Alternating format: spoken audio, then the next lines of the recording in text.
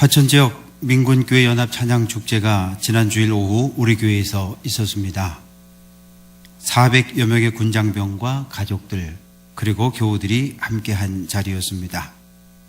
그동안 군선교를 위해 헌신해온 하늘샘 찬양단의 경배와 찬양으로 시작해서 2시간 반 정도 진행되었습니다. 이 군단 교회와 7사단, 15사단, 27사단 교회들을 중심으로 해서 25명에서 50명까지 구성된 합창단의 아름다운 찬양과 율동을 통해 하나님께 영광을 돌려드렸습니다. 축제를 위해 기도해 주시고 후원해 주신 모든 성도들에게 감사의 인사를 드립니다. 박순정 장로님과 준비위원들, 박혜자 권사님과 여선교 회원들, 군선교팀과 하늘샘 찬양단, 그리고 청년 회원들에게도 감사의 인사를 드립니다. 오늘 본문의 배경은 가버나움 바닷가입니다. 예수님께서 말씀을 가르치실 때 많은 사람들이 몰려들기 시작합니다. 그래서 예수님은 배에 오르셨고, 그리고 사람들은 바닷가에서 듣고 있습니다. 아마 제가 서 있는 이 자리가 배가 되고 여러분들이 바닷가에서 말씀을 듣고 있는 군중들입니다. 날이 저물 때에 이렇게 말씀합니다. 날이 저물었다는 말은 오후 6시부터 오후 9시까지 그 시간대를 이야기합니다. 날이 저물었으면 집에 가야 합니다. 집에 가서 저녁도 먹고 그리고 잠도 자고 쉬어야 합니다. 그런데 예수님은 제자들에게 우리가 저편으로 건너가자 이렇게 말씀합니다. 여기서 말하는 저편은 바다 건너 맞은편에 있는 거라사인의 지방을 말합니다. 예수님은 또 다른 사역을 위해서 밤중에 배를 타고 건너가자고 말씀합니다. 이제 마가복음 5장에 가보면 거라사인 지방에서 예수님은 미친 사람을 만나게 되지요. 제자들은 그 즉시 배를 움직이기 시작합니다. 그 뒤를 여러 배들이 따라오기 시작합니다. 그들은 누구일까요? 예수님의 가르침을 받고 은혜를 경험한 사람들입니다. 예수님을 통해 병고침을 받은 사람들이고 예수님이 행하시는 기적의 현장을 지켜보았던 사람들입니다. 당시 예수님이 탔던 배가 어느 정도의 배였을까요? 1986년 1월에 그해 이 갈릴리 지역에 2년 계속해서 가뭄이 들었습니다. 이 갈릴리 바다가 꽤 큰 바다인데 이 바닥이 그만 드러나기 시작을 합니다. 루안이라고 하는 두 형제가 우리 갈릴리 바닷가에 가서 옛날 동전이나 좀 주워오자. 그래서 둘이 갈릴리 바닷가에 옵니다. 바닥이 다 드러났는데 여기저기 다니다 보니까 뭔가 시커먼 것이 이렇게 불쑥 솟아 있습니다. 그래서 그들 두 형제는 이스라엘 문화재 관리국에 신고를 했고 그 문화재 관리국 직원들이 나와서 발굴을 해보았습니다. 그랬더니 한 척의 배였습니다. 시대를 측정해 보았더니 2000년 전 로마 제국 시대에 만들어진 배였습니다. 길이가 8.2m, 높이가 1.25m, 폭이 2.3m. 그래서 대략 어느 정도의 배일까? 줄자를 가지고 한번 재봤어요. 그랬더니 제가 서 있는 이 강단 약 절반 정도의 규모가 되는 그러한 배의 크기입니다. 이 배는 지금 이스라엘의 키부츠 기노사에 보관이 되어져 있습니다. 이 정도의 배면 약 15명 정도가 탈 수가 있습니다. 그리고 양쪽에서 두 사람씩 노를 저어서 4명이 노를 저어서 나갈 수 있는 그러한 배입니다. 그러면 이 배를 예수님이 타고 갈릴리 바다를 건너가셨다. 그러면 2시간에서 3시간 정도 걸린다고 합니다. 어두운 밤에 바다를 건너가다가 광풍을 만나게 됩니다. 이 광풍, 한문으로 보니까 미칠 광자, 바람풍자입니다. 미친 듯이 사납게 부는 바람. 그런데 오늘 본문에 보면 광풍 앞에 큰이라고 하는 단어가 있습니다. 크다. 엄청나게 크다. 그런 뜻을 가지고 있지요. 이날 밤 갈릴리 바다에 휘몰아친 광풍은 그 위력이 대단히 강했습니다. 왜 예수님이 배에 타고 있었는데 이런 일이 벌어졌을까요? 갈릴리 바다는 원래 호수입니다.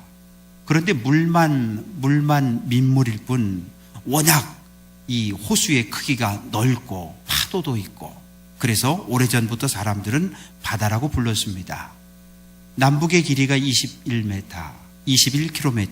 동서의 길이가 12km, 가장 깊은 곳은 대략 한 50m 정도 되는.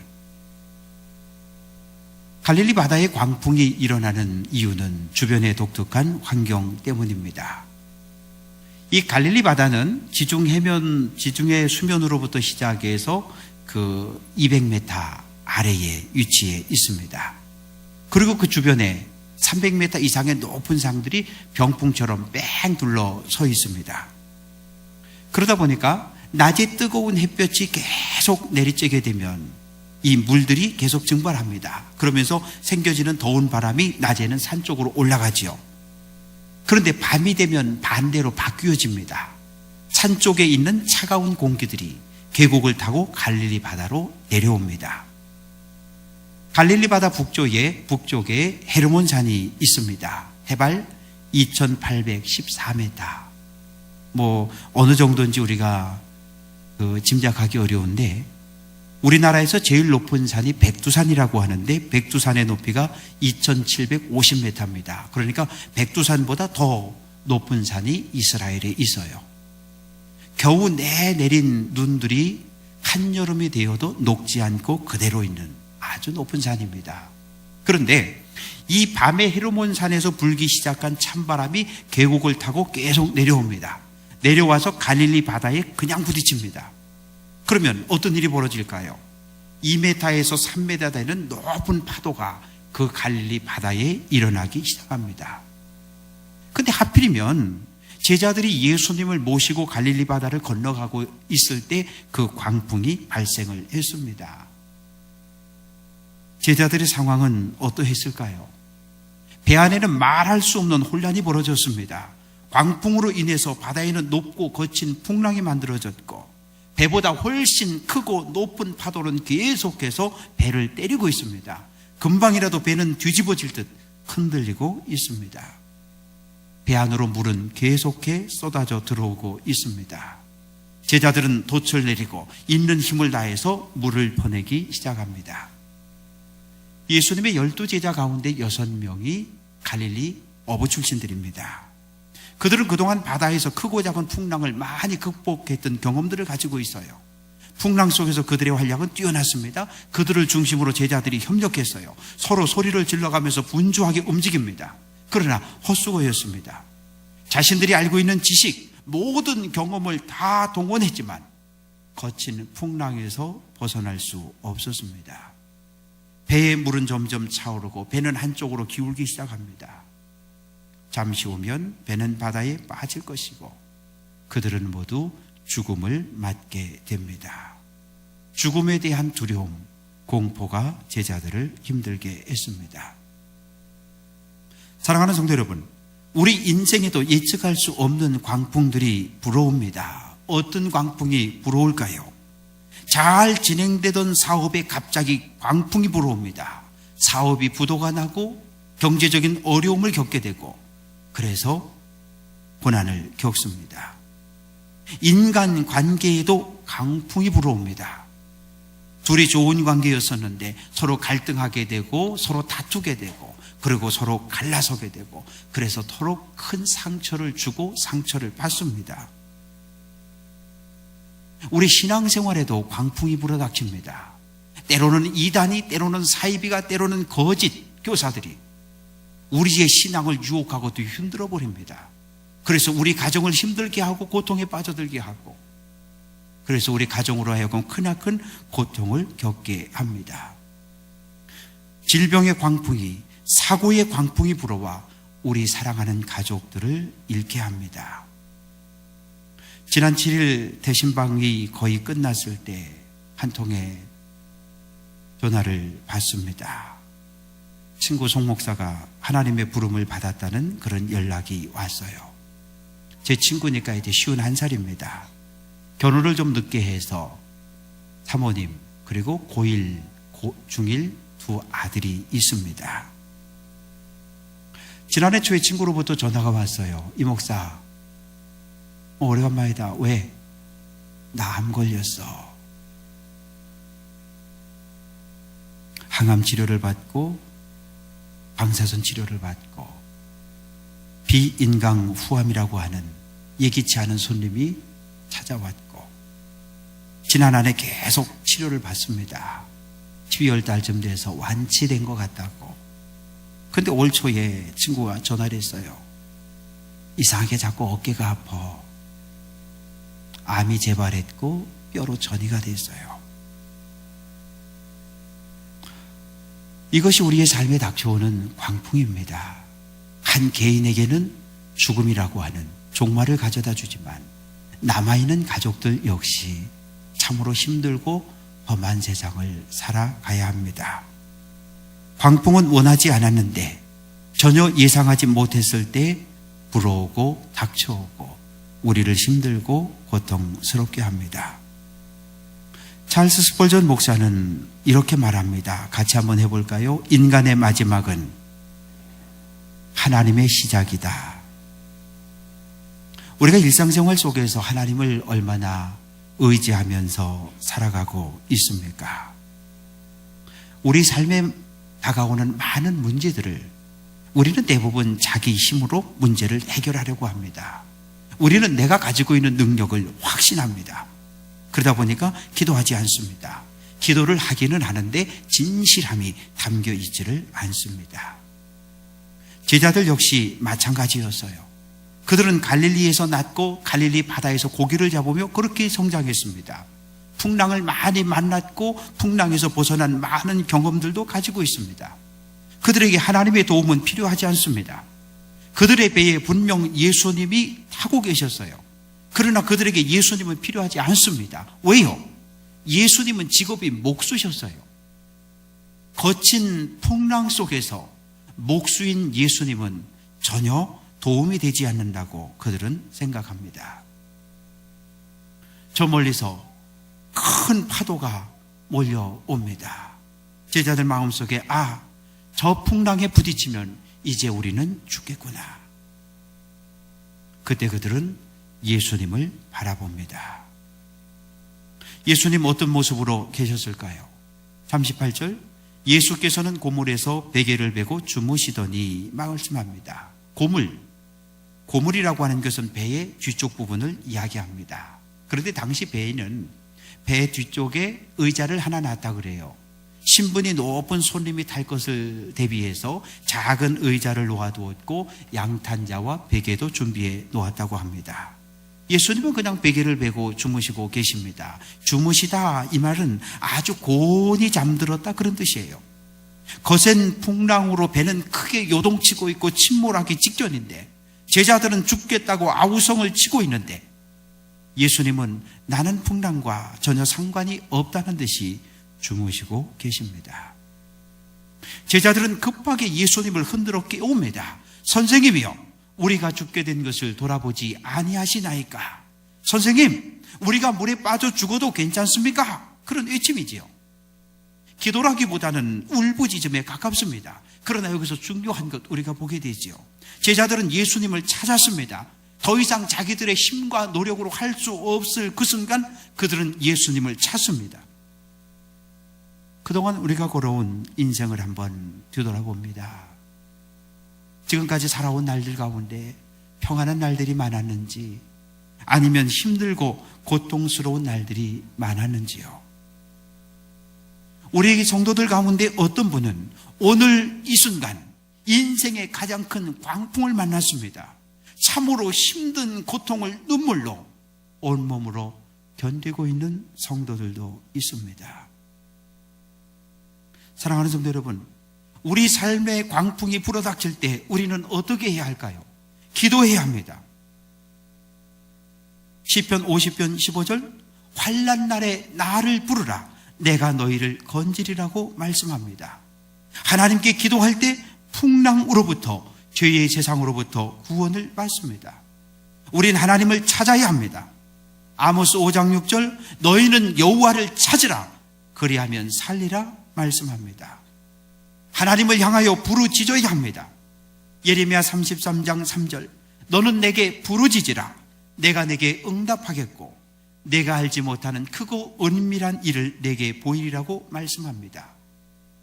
예상치 못했던 고난을 만나거든 우리는 기도해야 합니다.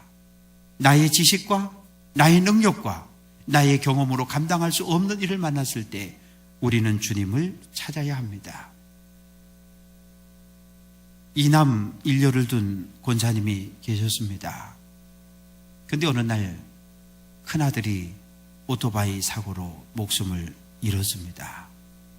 그리고 한 2년쯤 지났을 때 작은 아들 내외와 큰 며느리가 함께 자가용을 타고 고속도로를 달리다가 그만 커브길에서 차가 뒤집어지면서 사고를 당했고 모두 목숨을 잃습니다.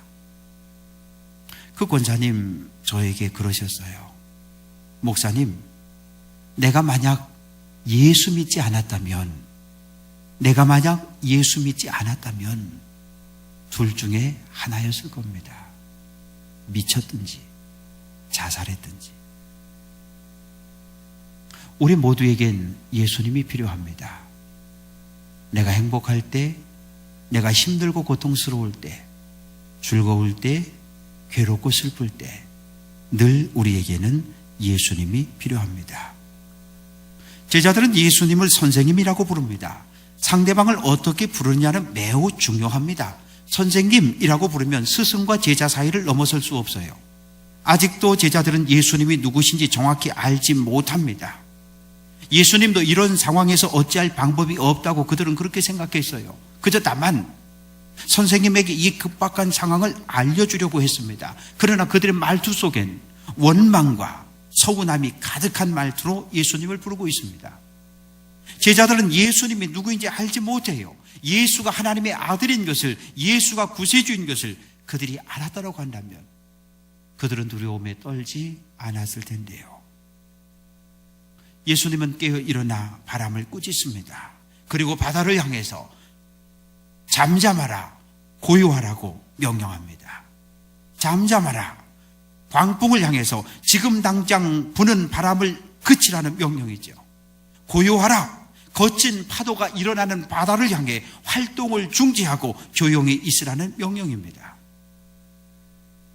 예수님의 명령에 바람과 바다는 어떻게 응답합니까? 39절 바람이 그치고 아주 잔잔하여 지더라 말씀합니다. 단 한 말씀 하셨는데 바다는 잔잔해졌습니다.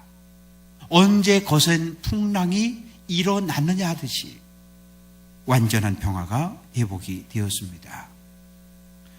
예수님은 제자들을 향해서 어찌하여 이렇게 무서워하느냐, 너희가 어찌 믿음이 없느냐며 책망하십니다. 풍랑으로 인한 어려움에 처했을 때 보여준 제자들의 행동을 꾸짖고 계십니다. 조금 전에 제자들은 우리가 다 죽게 됐는데 왜 보고만 계십니까? 원망 가득한 말로 소리쳤습니다. 무서워하다, 두려워하다는 의미를 갖고 있습니다. 왜 무서움을 느낍니까? 왜 두려움을 느낍니까? 오늘 밤에 바다에 빠져 죽을 수도 있다는 생각이 제자들을 사로잡았기 때문이지요. 예수님은 너희가 어찌 믿음이 없느냐고 책망하십니다. 제자들이 두려움을 느끼는 것, 그들에게 믿음이 없기 때문이라고 말씀합니다. 우리 인생에 광풍이 일어났을 때 우리에게 필요한 것은 믿음입니다. 믿음은 무엇입니까? 로마서 10장 17절 믿음은 들음에서 나며 들음은 그리스도의 말씀으로 말미암느니라고 말씀합니다. 하나님의 말씀을 들었으면 그 말씀을 받아들여야 합니다. 하나님의 말씀을 들었는데 인정하지 않고 동의하지 않으면 그건 믿음이 아니지요. 우리에게 말씀하시는 하나님을 신뢰하는 것, 그것이 믿음입니다. 하나님을 신뢰하지 않으면 우리는 하나님의 말씀에 순종하지 않습니다. 야고보 2장 17절 행함이 없는 믿음은 그 자체가 죽은 것이라고 말씀합니다. 하나님 말씀을 받아들이고 말씀대로 행동할 때 우리는 믿음이 있다고 말합니다. 제자들은 아주 큰 두려움을 느꼈습니다. 풍랑을 만났을 때 경험했던 그 두려움보다 훨씬 더 큰 두려움을 느낍니다. 어떤 두려움입니까? 예수님, 우리가 선생님으로 믿고 따르는 이분이 도대체 누구냐라고 하는 거예요. 예수님이 도대체 누구기에 말씀 한마디에 바람과 바다가 잔잔해질 수 있느냐는 거예요. 그들은 서로를 향해서 묻습니다. 도대체 그가 누구이기에 바람과 바다도 순종하는가? 제자들의 물음, 예수님은 누구신가? 이 질문은 오늘 우리에게 필요한 질문입니다. 인생의 어려움을 만났을 때 우리는 예수님은 누구신가 묻고 대답해야 합니다. 사랑하는 성도 여러분, 예수님을 어떻게 알고 계십니까? 구원을 경험한 제자들에게 예수님은 바람과 바다를 다스리는 분입니다. 병 고침을 받은 사람들에게 묻습니다. 예수님이요? 예수님은 병을 고치는 의원입니다. 예수님 계신 곳에 언제나 기적이 일어납니다. 기적은 무엇입니까? 상식을 벗어난 기이하고 놀라운 일이 기적이지요. 기적 중에 기적은 무엇입니까? 내가 하나님을 믿는 것이 기적입니다. 내가 하나님의 사랑을 받는 것이 기적이고 하나님이 오늘 나와 동행하시는 것이 기적이지요. 바울에게 물었어요. 예수님은 누구십니까? 바울은 예수님은 나를 위해 십자가에 죽으신 분이라고 고백합니다. 바울은 예수님을 만나본 적이 없습니다. 예수님의 가르침을 받지도 않았습니다. 예수님이 기적 행하는 것 한 번도 본 적도 없습니다. 다만 바울은 다메섹으로 달려가는 길에서 부활하신 주님을 만났을 뿐이지요. 단 한 번 부활하신 주님을 만났는데 그 순간 바울은 예수를 그리스도로 고백합니다. 그때부터 예수님은 바울의 주인이 됩니다. 그때부터 바울은 죽는 날까지 복음을 전했습니다. 예수를 주인으로 인정했던 바울 그 한 사람을 통해 오늘날 유럽 전체에 복음이 전파되어집니다. 저에게 예수님은 누구십니까? 라고 묻는다면 저는 이렇게 대답하겠습니다. 예수님이요? 예수님, 그분은 나의 삶을 변화시켜 주신 분입니다. 이렇게 고백하겠습니다. 제가 신학대학에 입학할 때 우리 가족들 가운데 예수 믿는 사람들이 없었습니다. 어머니, 할아버지, 할머니 아무도 없었어요. 아무도 예수 믿지 않는 가정에서 태어났고 그런 가정에서 성장을 했습니다. 조용하고 내성적인 성격을 가진 저를 하나님은 저의 삶을 어루만져 주셨고 예수를 믿게 하셨고 목사가 되게 하셨어요. 목사가 돼서 하나님의 일을 하게 하셨습니다. 저의 삶을 변화시켜 주신 하나님, 여러분의 삶도 변화시켜 줄 줄로 믿습니다. 예수님께서 타셨던 그 배의 뒤를 따랐던 많은 사람들이 있습니다. 36절, 다른 배들도 함께 하더니 라고 말씀합니다. 그들도 역시 제자들과 마찬가지로 바다에서 고난을 겪습니다. 예수님을 따르기로 결정했습니까? 그러면 고난도 함께 받아야 합니다. 예수와 함께 고난을 받을 때 예수의 영광의 자리에 오를 수 있습니다. 예수님은 누구든지 나를 따라오려거든 자기를 부인하고 자기 십자가를 지고 나를 따르라고 말씀하십니다. 시편 119편 71절, 고난당한 것이 내게 유익이라 말씀합니다. 어떻게 고난이 유익이 될 수 있습니까? 제자들이 고난당하는 그 순간 참으로 힘들고 고통스러웠습니다. 그러나 그들은 고난을 통해 예수님을 찾았고 예수님의 능력을 보았습니다. 예수님에 대한 믿음을 갖게 되었습니다. 우리는 어떻습니까? 우리도 고난 중에 하나님의 능력을 경험했습니다. 고난을 통해 하나님의 구원의 손길, 위로의 손길을 우리는 경험했습니다. 고난을 통해 우리의 믿음은 더욱더 강해졌고 성장했고 성숙해졌습니다. 교회는 예수를 그리스도로 고백한 성도들의 공동체입니다. 오늘 교회라고 하는 이 배는 세상이라고 하는 바다 위를 항해하고 있습니다. 때때로 일어나는 광풍, 그 광풍은 크고 작은 풍랑을 일으켜서 교회를 계속해서 흔들고 있습니다. 계속해서 교회를 때리고 있습니다. 세상에서 불어오는 광풍으로 인해서 교회는 고난을 겪습니다. 성도들은 고통을 받습니다. 그럴지라도 우리는 교회라고 하는 이 배를 항구인 천국까지 몰고 가야 합니다. 때로는 힘들고 때로는 고통스럽고 그럴지라도 참고 견디어야 합니다. 하나님을 찾고 하나님께 기도해야 합니다. 하나님께서 내 모든 문제를 해결해 주시도록 도움을 구해야 합니다. 우리는 교회 공동체를 통해서 이 세상에 살아계신 하나님을 보여주어야 합니다. 살아계신 하나님을 보여주어야 할 그 책임이 오늘 저와 여러분 우리 모두에게 주어져 있습니다. 사랑하는 성도 여러분, 우리 안에 언제나 예수님 계셔야 합니다. 어렸을 때도 계셔야 하고 청소년일 때도 계셔야 하고 우리가 젊을 때도 계셔야 하고 우리가 노년이 되었을 때도 예수님 우리 안에 계셔야 합니다.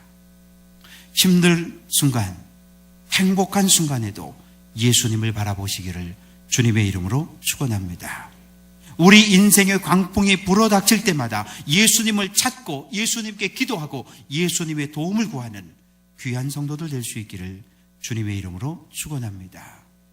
날마다 여러분의 입술의 고백을 통해서 예수 그리스도 그분이 내 인생의 주인이라는 고백이 날마다 있어 주시기를 주님의 이름으로 축원합니다. 기도합니다. 아버지 하나님, 우리는 바다같이 험한 세상, 큰 풍랑과 파도가 있는 세상을 살아가고 있습니다. 아버지 하나님, 때로 우리 앞을 가로막는 광풍으로 인해서 우리는 한 걸음도 더 나아가지 못하고 제자리에서 고난과 고통을 겪고 있습니다. 물이 들이차는 고난과 아픔을 통해서 곧 배가 파손되고 빠질 것 같은 그런 고통과 어려움의 순간을 겪고 있습니다. 하나님, 우리를 도와 주시옵소서. 하나님, 우리를 구원해 주시옵소서. 내 방법, 내 지식, 내 능력을 내려놓고 주님을 바라보게 도와 주옵소서. 주여, 우리 모두를 구원해 주옵소서. 하나님 나라 들어갈 때까지 우리와 동행하시며 함께해 주옵소서. 예수님 이름으로 기도합니다. 아멘.